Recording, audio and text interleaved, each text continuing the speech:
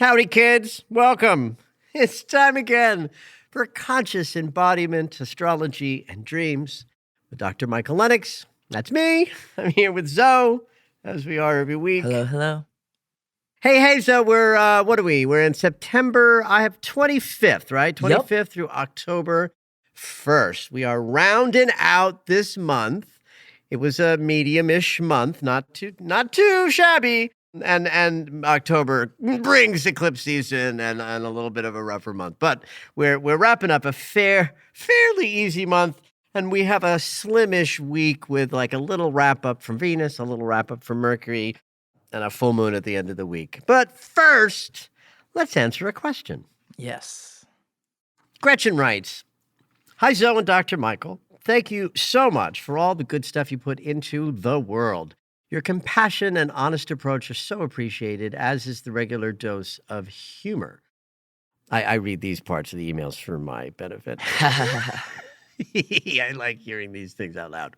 I have two astro questions. First, is a planet's expression affected when it is out of bounds, either in a natal chart or in the collective experience? If so, how? Then she has a second question where she says, would you describe what shapes can signify in natal charts? She's talking about the patterns, and she mentions a few: grand trines, rectangles, kites. She finishes up with my mom, sister, niece, and closest female cousin all have kites or rectangles. Thanks for your time and feedback, Gretchen. So I'm going to talk about that second question first, because I'm not exactly going to answer it today. I'm going to just put out to you guys that, in fact, there are patterns that can be in formation at the time of someone's birth, and those patterns will show up in a chart as a pattern, as a shape. A grand trines, dividing the circle into three, a rectangle. There's a thing called a mystic rectangle, yods. So there are a bunch of questions that y'all have written me about shapes in charts. So I'm going to establish today that we have a series of question answers coming where every once in a while, when the time feels right, I'll talk about a specific shape and why it's important. It's a thing, but I'm going to answer the first question. What Gretchen is talking about is what's called declination, the up and downness of planets, if you will. Transits and the geometry between moving bodies that we describe every week in this podcast is sort of what the planets are doing, like horizontally, right? If we look out at the solar system from our perspective, we can see geometry being created by these moving shapes. Those are called transits. That's what I talk about each week. But the planets also sort of sit in this imaginary flat plane that we call the ecliptic, where everybody's sort of like on the same level. And that's called declination, where planets, now not in a horizontal way, but in a vertical way, a planet can either be in this flat plane, slightly above it, or slightly below it. So there's a bunch of things that can happen when we cast a natal chart in this world of declinations, where two planets can be sort of a little bit above and a little bit below this flat plane of the ecliptic, and we call that a contraparallel. It's just like an opposition in transit land. Or maybe two planets are both above or both below the flat line, and that would be called a parallel. That operates a little bit like a conjunction. And then if a planet is sort of way above or way below, kind of outside of the natural sense of connectedness, that planet is thought to be out of bounds. Now, personally, as an astrologer, I don't deal with declinations. They're too subtle, and there's too much to talk about with the transits and the structure of the chart. For me, declinations are one of those things that's like down the rabbit hole of astrology. You can fall down that hole, and if you love learning, dive into that hole, kids. It will be never ending. But in terms of using astrology on a day-to-day basis, I don't, because it's just too much complexity that then would distract us from the value of telling people what energy they're working with.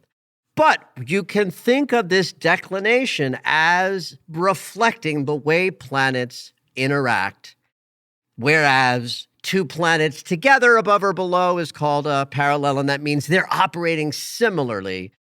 Planets that oppose across this flat ecliptic, contraparallel, and then this out of bounds thing. So let's just use the out of bounds because that was Gretchen's question. If you have a chart and Venus was out of bounds when you were born, you might have an experience of love that is out of the normal, typical human experience, or you might personally have challenges reaching your feeling body and expressing yourself emotionally. You might have to learn more about that. Or you might feel like an outlier who has a unique expression of emotionality that doesn't feel like it conforms to everybody else, out of bounds. So to wrap this up, it's a thing I don't use, and it's just another textural way of letting where planets were at the time of birth describe deeper subtleties about how the chart reflects you. I feel like when you start learning about astrology, it's like truly, truly endless. Because I've been working with you for a long time, and I'm still learning words. Like Learning, I haven't even heard some of these terms. That's great. We had another question I wanted to bring in. Last week, you were talking about looking back at different dates, and it's something you mention a lot, particularly. Okay, we're going to mention it today, in fact. Okay, yeah, particularly with the triple transits and all the retrogrades. Venus and Mercury both doing, So Brooke wrote in explaining a little bit about her journaling experience. And she also wanted to know if you have any suggestions on how to jot down the day's events in a way that allows us to collaborate with the cosmos. She's like, what exactly should I be noting? Feelings, gratitude, irksome events, the feather that appeared in my path, or just that right. Oh my God, today, No, this is a great question. Well, I think this is what Brooke is talking about, is that when we, especially with personal planet retrogrades, which we're in, Venus and Mercury are still wrapping up their cycles. And so if Mercury or Venus is hitting a particular transit that they have hit twice before, that's when I'll say, look back to this date and that date. And if anything happened that feels like it relates, you might be wrapping up part of that narrative. This is one of the best ways to work with all personal planet retrograde cycles. And so this is a valuable question to ask. At the end of the day, my answer is going to be a shitty one for you, Brooke. Mm-hmm. It so depends on who you are and how you contextualize your life. Like, I'm able to do this by looking at my calendar.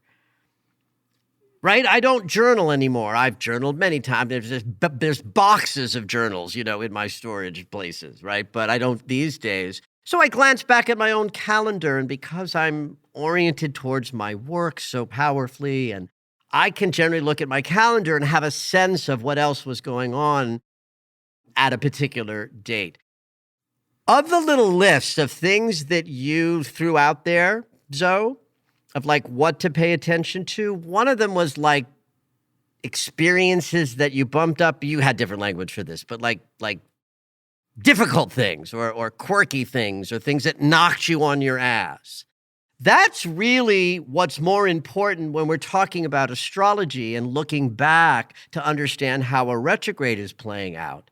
We don't need to pay attention to moments when it was easy or or integratable or joyful, because those parts of our consciousness don't need any help. Where we need help is when we trip, when we say no, when we're scared, when we're in fear or lack or limitation. So when I'm using dates in the past, I'm always encouraging people to look back for what was challenging. And if there was a challenging narrative in past dates, there might be a similar challenge. And of course, I'm always going to talk about the shape and timbre of the challenge to be looking at, because the planets in motion are going to describe it. But it's always going to be something that's challenging. In fact, in my daily Astro Alert subscription, I will often add this caveat line. I'll say, look back to blah, blah, blah, and blah, blah, blah date. But if nothing grabs you, let it go, and you'll just be in this kind of a day today. Like, we definitely don't want people forcing the look back. Right. So if I were to wrap up my advice, it would be A, know yourself so you know what's the best way to trigger your memory, and definitely focus on the things that were challenging, because that's what's going to make a retrograde process more valuable, is to work with what's challenging about it so we can learn, grow, transform, and change.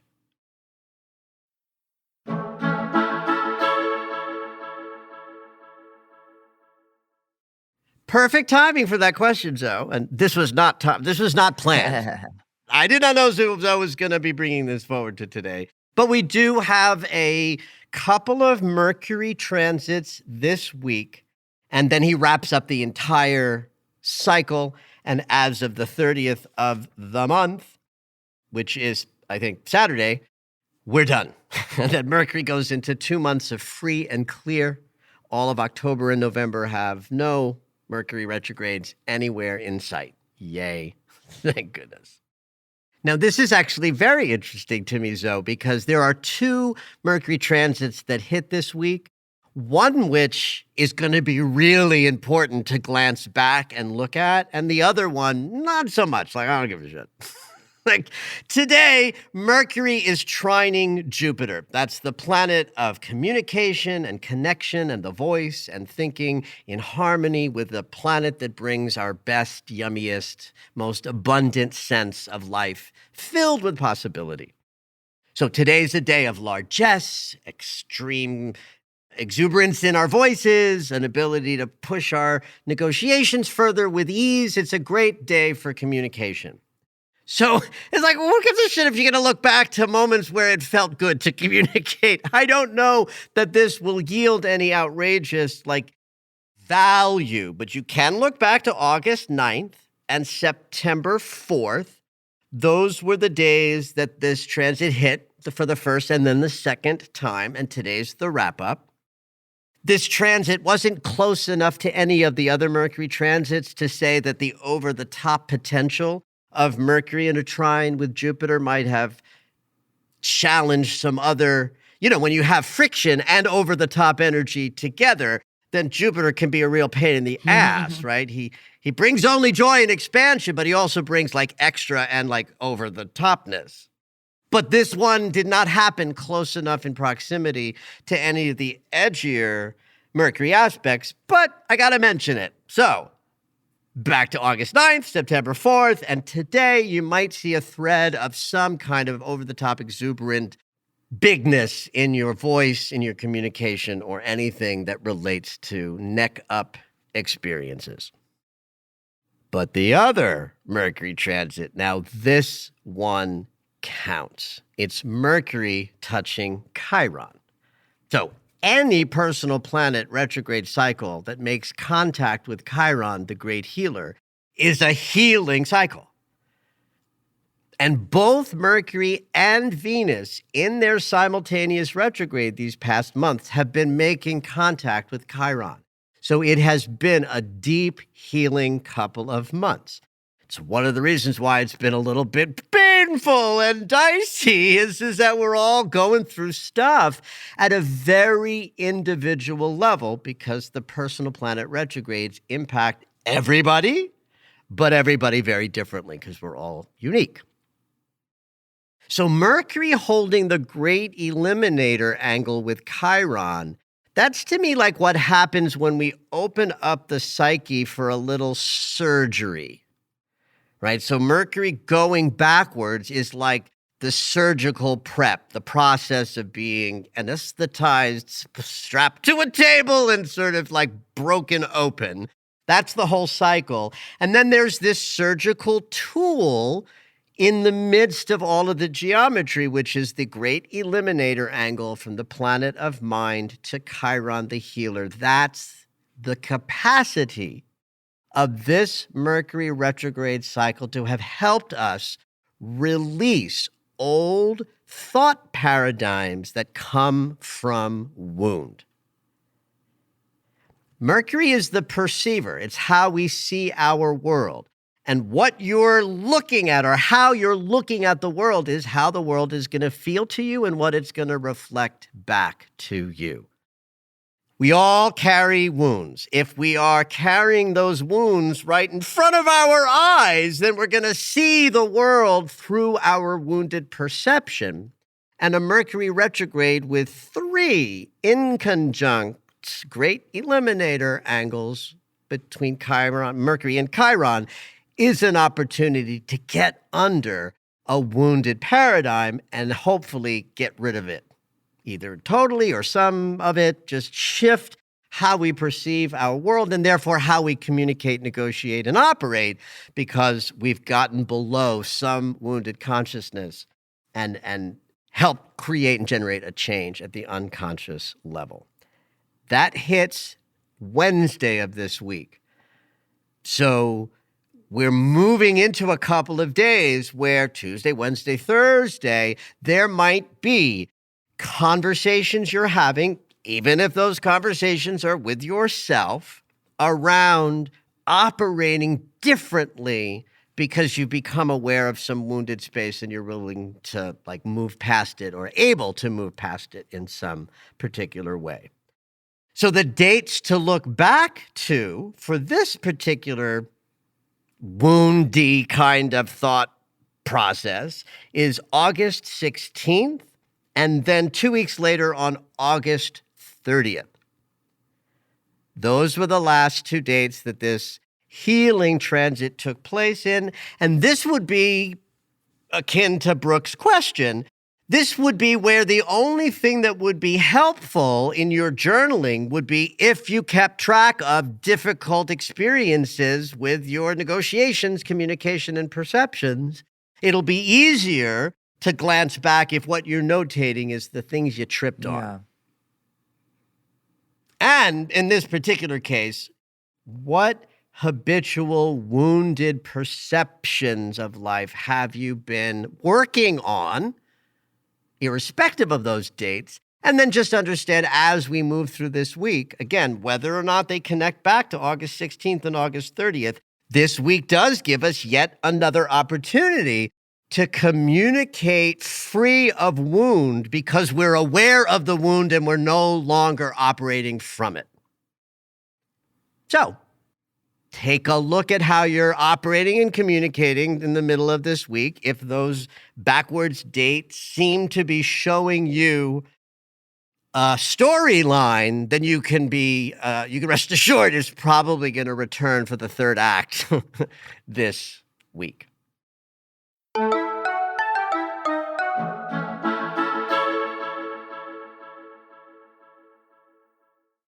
Now, Venus is also in the act, and she's hitting us on Friday with something that has been probably the most disruptive energy of the Venus cycle. Now, Wednesday and Friday are only 2 days apart, which means these are like essentially simultaneously hitting transits. And that's interesting to me. Because as Mercury is saying, let's understand the healing we've come to so that we can actually perceive from a higher place, less dragged by wound. Uranus squaring Venus is allowing or forcing or creating the sudden changes that might be playing out in our emotional body, and our relationship lives because we've been doing this work. When that happens, is there like one that's more important than the other, or like does it one transit shadow another when you have a bunch happening at the same time? I'll answer the question from the purest place in astrology that I can. The faster the orbit, the more it'll trip us up. The slower the orbit, the more value. Okay, so the Venus piece has more value and power because she has a slightly slower orbit. And truly, if our hearts are filled with unlovingness, it doesn't matter what we're thinking and perceiving. When our hearts are filled with love, our perception and thinking can align with the love more readily. Great question. So Friday of this week, we've got that unexpected, anything can happen, pivots, paradigm shifts, sudden endings, sudden beginnings energy between the planet of love and the planet of sudden change. The dates of the Venus transit to look back to are early July, July 2nd, then early August, August 9th, and Friday of this week. By the way, August 9th was one of the dates that Mercury in conjuncted Chiron. It was the first date of the Mercury hit and the second of the Venus. So that means back in July 2nd, give or take a day or two on either side, we might have been disrupted in some way around a relational, emotional, or financial consideration. A month later, on August 9th, now Mercury is triggering the idea of awareness of a wound or throwing us into the process of communicating from wound, knowing that we're going to be taken through a process to get below that wound. So that meant that early August, second week, August 9th, was a double hit of mind and heart being knocked on our ass through our feeling body, but put on a path of healing through our mental body. Then Wednesday of this week, the mental body piece wraps up.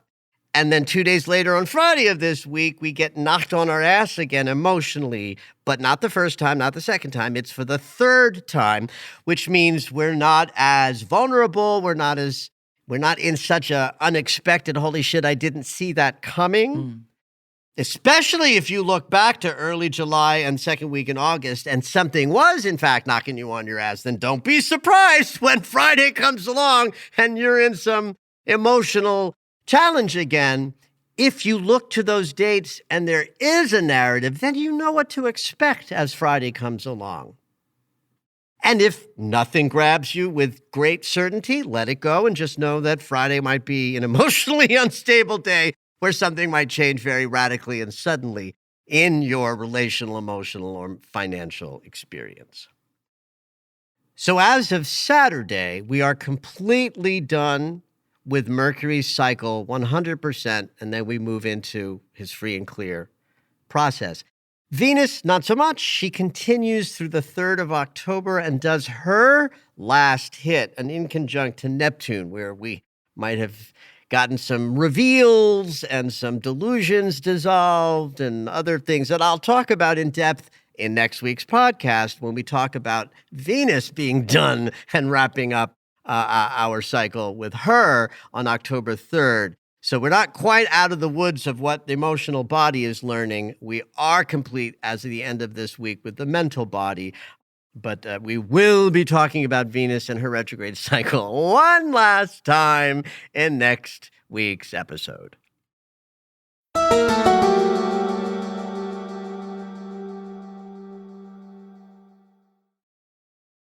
In the wee hours of Friday, the 29th, about 2 a.m., we move through the full moon in Aries.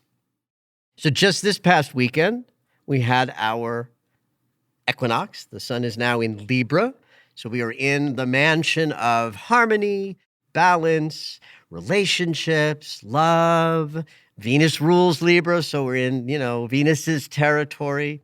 And we are completely immersed in the idea that everything is a reflection, that consciousness itself is a reflection, that everything inside of us is what we experience in the outside world in this law of reflection consciousness. So we're very much in Libra, we're in the we consciousness, whereas Aries is very much the I, the me, the I'm first consciousness. Now, you don't have relationship without both of these paradigms. This is the relationship trajectory in the zodiac, where Aries is me and Libra is us or we. And when they get together, no matter which side, like Sun in Libra, full moon in Aries, or Sun in Aries, full moon in Libra, something is happening with regard to gratitude and release, harvesting the benefit and what we're letting go in the world of the mirror consciousness, harmony and balance and relationship. So if we're in the Libra side of conscious awareness, because that's where the sun is, then we're already in the harmony, balance, and the understanding of the mirror. So then the juice in a full moon is the moon. The moon is in Aries. So the moon is saying, aha, in the idea of we, do not lose your I. How many people have given away themselves to attract love? That's a perfect sort of exemplar in this particular full moon, because the shadow of Libra would be I keep balance and harmony so tightly that I don't allow for the scary and the shifty and the changey and the dicey. This is the, what's that old trope that I used to hear it in 12-step rooms all the time. When people pleasers stop pleasing people, people aren't pleased. That is such a program. Isn't that great? It's a program. It's such a program. Little trope. It's a little long for a bumper sticker, but this is a perfect example of that, where we want to get to a place where we look at any place where we are too passive, too peacekeeping, too attached to harmony and balance to not feel the risk of fire, movement, and action. With all of this Venus retrograde stuff, with a bunch of ways that Venus is asking us to be different in the world of love and relationship.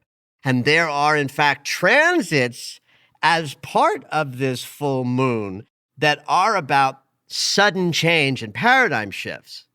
Because remember, Venus squaring Uranus is one of those anything can happen and probably will. And because it's Venus doing the transiting, we're talking about anything can happen and probably will in love and relationship.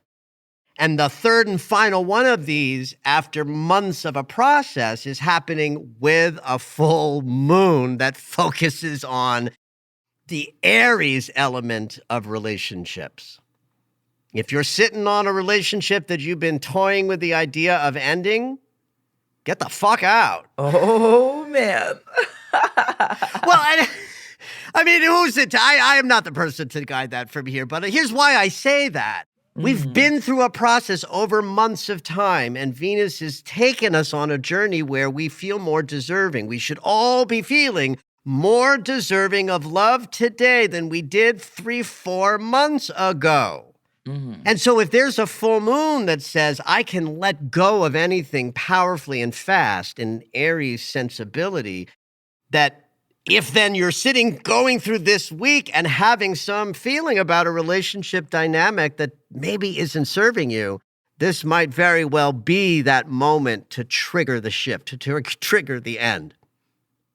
For some, the end might be out of your hands and might be coming at you in a manner that you wish weren't the storyline, but it might be what's up in your psyche. Now, in all fairness, Uranus isn't just a relationship killer. Uranus is the sudden change mechanism.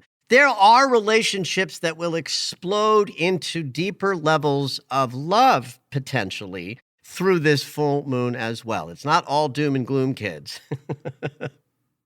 But you can't dissect or disconnect the power of a relationship trajectory, Aries, Venus, full moon, while we're wrapping up a Venus retrograde cycle. The emphasis is definitely on our relationship life. And remember, not all relationships are about romance and sex.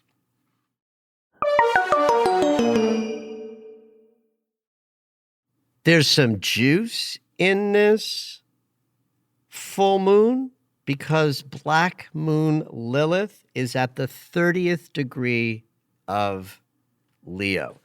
It means that she's at a mastery degree. 30th degree means some mastery. Leo is very much about deserving and confidence, and kind of an expectancy of joy. Leo invented joy. Black Moon Lilith gets us in touch with the shadow elements that are in the unconscious, but so close to the surface that that's the soup we're working with when we're doing processing. Right? Black Moon Lilith is kind of like the manhole cover of the sewer where all the gunk is below and we want to keep it down there, so we keep a tight lid on it. But the demand of Black Moon Lilith is that lid is not held, that it bursts up anyway. That's the power and the juice of this particular point. She's like the shadow work mascot, if you will. She's the point that says it's a good idea to go below the surface where all your demons are, because that's where your savior is as well. So I think it's interesting that in the next week or two, Black Moon Lilith is going to change signs, leave Leo behind, move into Virgo. And we'll be talking all about this on the pod when that happens. But during this full moon, she's powerfully placed at that 30th degree of Leo, saying something like, if you want to feel more deserving of love, you've got to be willing to dip into the shadows of the stuff that's below the surface of your consciousness. And just building that piece into a full moon in Aries, I think also empowers us to release the things about the I that inhibits a better we. Venus is close enough to Black Moon Lilith to have the square that she's generating with Uranus, to have the power of this shadowy, passionate, sexually, integrated part of us that's usually a little bit far away, but Venus close to Black Moon lets that passion and darkness be in our hearts and have us call it love, not unlike love. And that's powerful when we love all of us, including our shadows. And then Jupiter is close enough to Uranus in Taurus for the square that Venus and Uranus are generating to include Jupiter's sense of bounty, good, abundance, and more. One last thing I'll add about the power of this full moon is something that's happening with the nodes of the moon while the moon is full. So the nodes of the moon are about our movement through life, where the south node is our past, the north node is our future, and these are collective points up there, which means that we're all moving away from a past and towards a future in some kind of shared kind of journey. And the north node has Chiron 6 degrees away from it. That's close enough in the full moon to be a conjunction. That means our healed spaces is leading us forward to the future we want to create. And then back by the south node, Mars in Libra is like 3 degrees away from the south node. So that's a conjunction that's built into this full moon, but that will also play out in the 2, 3, 4 days after the full moon. To just have Mars cross the south node is a powerful release transit in and of itself. Mars is about action and behaviors. Any planet that crosses the south node has the effect of helping us dump away the past. Like I often call the south node the septic tank of our consciousness. It's where we put everything that we've shit out of us that we need to get rid of, but we can only get rid of that material when a planet or the moon crosses over the south node. So to have a full moon in Aries where we want to let go of things that inhibit our sort of right relationships and move more powerfully, the idea that Mars is getting ready to trigger the South Node means that this moon is going to help us really drop old patterns of behavior, thought, and feeling by the transit of Mars crossing the South Node. And what's in that South Node is juicy and rich because every single pattern we interrupted or thing we moved towards healing and circumstance we struggled with that we're ready to let go of, well, that all went into the South Node, just waiting for the honey dipper to come along and suck that shit out. And that is part of this full moon. It will also play out the 2-3 days after the full moon as Mars crosses the South Node. You can expect to have the impulse to let things go. And it makes this full moon all the richer for releasing ways that you've operated in the world that's just a little too self-focused in order to have a yummier experience of partnering with the world, both in your relationship dynamics of all types, but also knowing that we move about the world as if the world were our beloved. And we put that in front of any of the humans that are our beloveds, and we have a much more powerful experience of love and relationship. As a result, it's a juicy full moon. Have at it.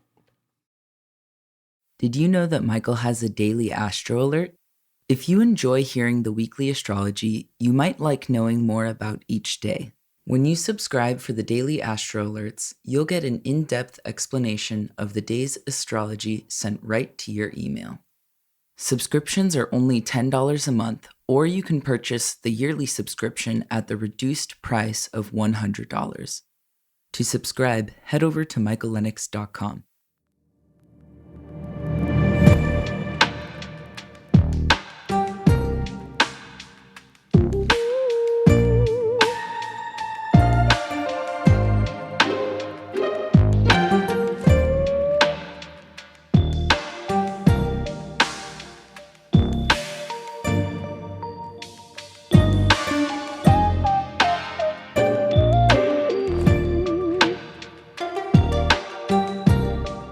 All right, it's dream segment time. Every week, Dr. Michael will interpret dreams that are sent in via email or take a live caller. If you would like your dream interpreted on the podcast, you can go ahead and email us at dreams@michaellennox.com. Hopefully your dream will make it onto the show. This week we have an emailed in dream by Amy. And she has a general question followed up by a specific dream. And this general question is so funny. She says, when I dream a dream that includes animals, they're always out to get me, bite me, hurt me, etc. I can count on less than one hand the number of times an animal was loving or even neutral in my dream. And then in bold, she says, why are animals always a bad thing in my dream? Something to run from. Am I broken? Well, no, Amy, let me say this. First and foremost, animals in dreams are powerful, right? Gets us in touch with a whole vocabulary of symbolic, archetypal meaning. And when no matter what the content of the dream, what it feels like, whatever the emotional content of the dream, for my money, every time we're dreaming of an animal, we're connecting to the medicine that that animal represents. Now, as someone who has heard countless thousands of dreams in my life, I will tell you, Amy, you are so not alone on this. You are the rule. The exception is the dreamer who dreams about an animal and it's like, woohoo, the bear's here. Oh. Very, very rare. And part of why this is, I think, is that, what's that Marianne Williamson quote? Marianne Williamson had a quote about, it's not our darkness that's the problem, it's that we're afraid of our light. We're afraid of our magnificence. She says it much better than I. But that is an absolute thing that I've seen in the world, both in my own experience and working with people, is that most of us just don't know how magnificent we are because we are being driven by our inadequacies and our feelings of lack. And our job is to unpack those, dismantle them, heal them so that we can know how magnificent we are. So if that's a human trope, then it would also stand to reason that if our dream life is going to introduce us to some level of our magnificence, our first response might be no. So that the bear shows up in the dream, and of course you're afraid of the bear in a dream. Bears are scary, but it's still a dream about connecting to bear medicine for my money. And they're not less powerful because you were afraid of the animal. The fear is a reflection of the current willingness to accept the magnificent energy that the animal medicine is bringing you. And dreams are designed to show us where we're a little afraid or saying no or shrinking back. So if the animal shows up in a dream and it's out to get you, it's still a dream where you're being given the power. The medicine is being given to you, and it's an uncomfortable thing to grow and to get more magnificent. And the dream is also reflecting that. And when I'm done holding such a dream in my sort of sacred sites with somebody, the answer is never, oh, you're broken and you need to work on that. The answer is always, oh my God, medicine has arrived. And of course, we're a little afraid of our bigness and our magnificence at first. Now, let me guess, does Amy have an animal dream? Yes. Yay! Let's do it. Okay. She says, most of the time it's snakes, but here's my most recent dream that involves a toad. My husband and I were planning a vow renewal, and I was out running errands when a toad jumped on me. It felt like an attack. Everyone around me was watching and trying to warn me to get out of the way, but I wasn't fast enough, and it was set on following me. Then it managed to wrap itself around my arm, and I had to peel it off. I was worried about what people would think if I was violent with the toad, but I had to get it off me. So I believe I yanked it pretty hard to get it off, but it continued following me. In this dream, it felt like it was common knowledge that I was now a dirty person, like I would get warts all over me. So I ran to the nearest bathroom to try to wash off the toad residue. The bathroom itself was filthy, like an overused public bathroom where the floor's wet, but I figured the soap had some sort of nasty chemical that might be my best shot. Meanwhile, my husband and I are disagreeing about what vows to say at our vow renewal. I was wanting to say the vows we said when we got married, but he wanted to say new ones that their friend Kay had written. In real life, Kay's marriage is in shambles, so I didn't want to say the vows she'd written. It felt like bad luck. Plus, my ego was bruised. If we weren't going to say the ones we had said originally, why not just write our own? While we're having this discussion, I'm trying to wash off the toad residue, and I'm realizing there are red marks where the toad had been wrapped around me. I also realize I'm not wearing pants. When I look up at my husband to show him the toad marks, I get distracted by a random man who is sniffing me. Then she woke up. On such a perfect little ending, the random man. So that ended really out there, but Wow. All right. by the way, she mentions the vow renewal went unresolved. Like she then woke up and the conversation was not resolved before she woke up from her dream. Got it. Did she indicate that this vow renewal is something that's happening in waking life? No, it's just okay, so she describes it in what she wrote, that it's just that it's a dream in the dream. Well, let's start with toad, right? Toads have two symbolic meanings that I would have to put forward. One is we don't get to escape that if you kiss a frog, it turns into a prince. Or might. Now, I know frogs and toads are different. I got it. Sit down in the back. We have this idea of the frog, the toad, as a transformed the nascent power of a masculine, archetype of wonderfulness, but in a nascent state. And if you kiss enough of them, you might turn one of them into a prince. But toads are also known in spiritual circles for their psychoactive venom. You lick the right toad and you're meeting God. Oh, yeah. So both of these themes to me feel prescient in this dream. We're in a marital consideration. Husband is in the dream, and vow renewals, a willingness to re-up and say, am I still committed? That to me needs toad as if I kiss you, you'll turn into a prince. Or maybe I did kiss you when we got married and you turned into a prince.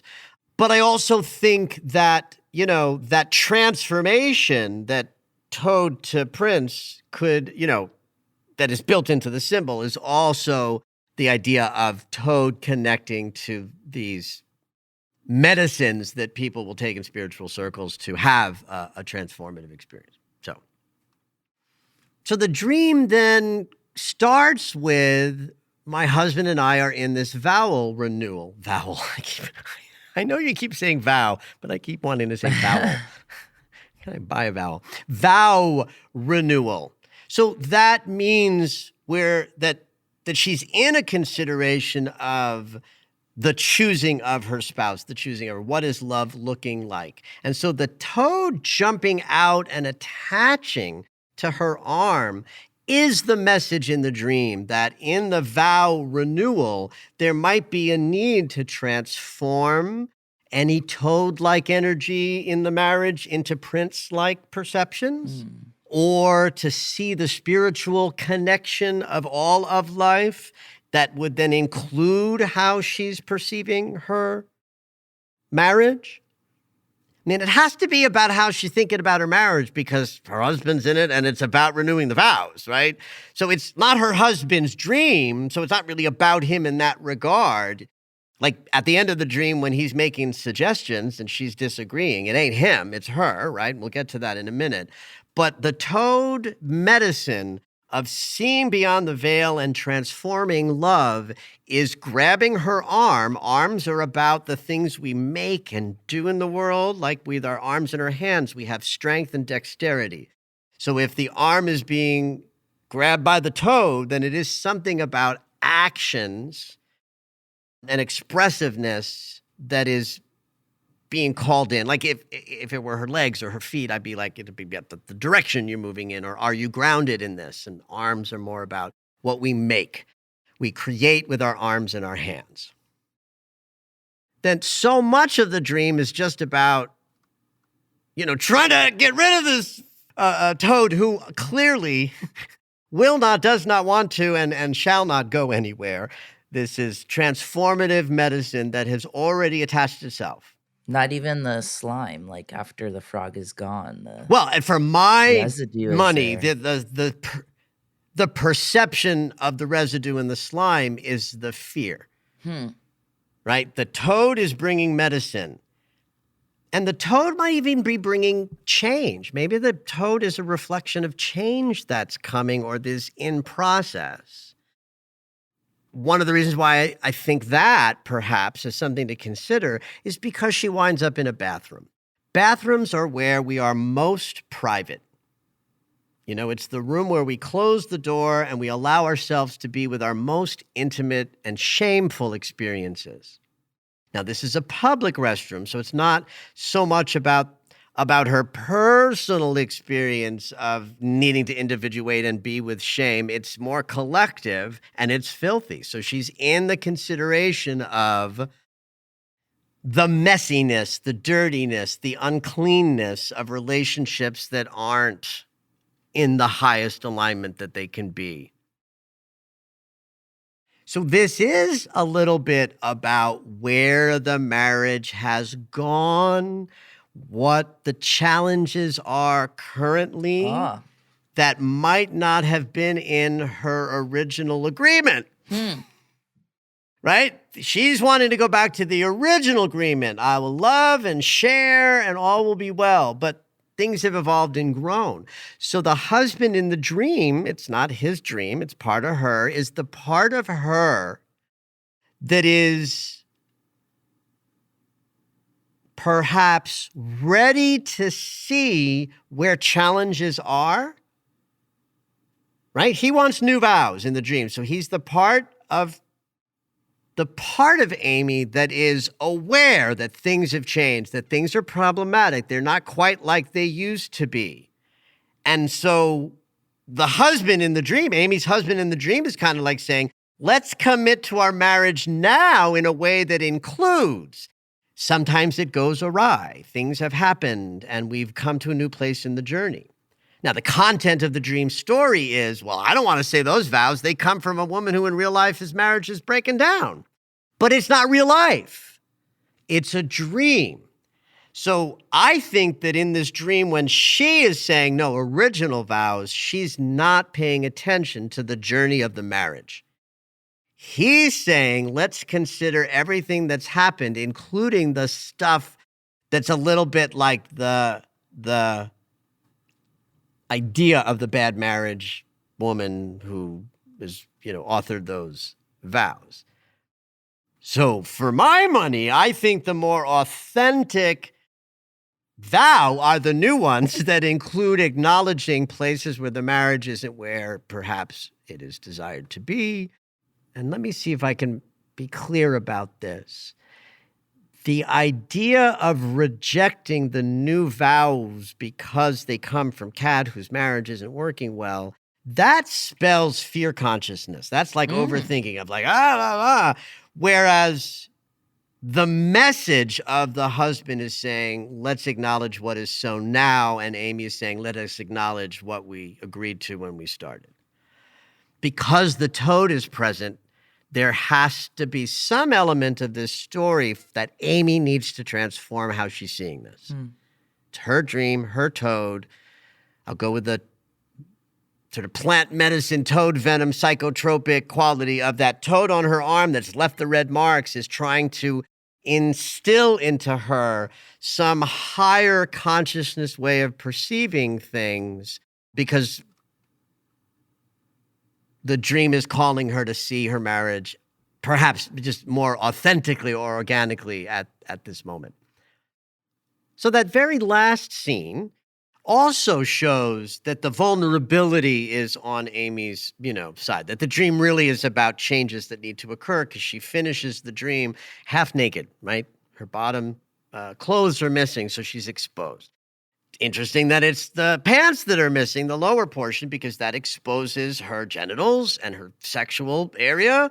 So there's something about finishing up with that kind of vulnerability. And then this idea of a man sniffing around, right? That you can't take away from that image of someone like literally sniffing around, being attracted to or interested, right? That the pants come off, a man is sniffing around, that's not her husband, sort of wraps up for me the idea that Amy's in a consideration about the intimacy, the relationship, and the connectedness with her marriage, a need to transform or see it at a higher level, whether we talk about it as Toad becoming Prince, she needs to see her husband as a prince, not a frog, or that she needs to use the sort of psychotropic notion of Toad to see her relationship differently and understand that she's wanting things to be like they were, but they've changed. And that there's some vulnerability and curiosity about other relationships, perhaps outside of the marriage. None of this has to be literal, Amy. I just want to say that. And because you're not here to unpack what the marriage is, I can only go sort of in the general tropes and themes. But it's definitely a dream about change and vulnerability. Thank you for sharing. Thank you for listening to Conscious Embodiment, Astrology and Dreams with Dr. Michael Lennox. You can find us on Apple Music, the iHeartRadio app, and anywhere you find your favorite shows. Head on over to michaellennox.com for information on astrology readings, the Daily Astro Alert subscription, upcoming classes, and to join the mailing list.